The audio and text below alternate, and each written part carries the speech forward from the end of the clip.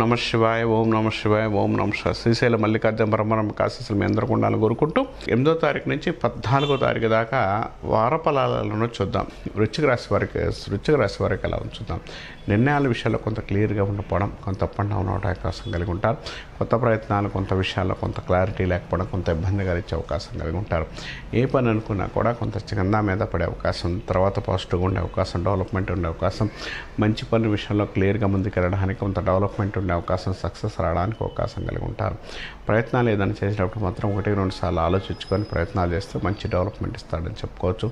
నూతనంగా కొంత నిర్మాణాలు కానీ నిర్మాత విషయాల్లో కొంత క్లారిటీ ఉండే అవకాశం, డెవలప్మెంట్ ఉండే అవకాశం, సక్సెస్ రావడానికి అవకాశం కలిగి ఉంటారని చెప్పుకోవచ్చు.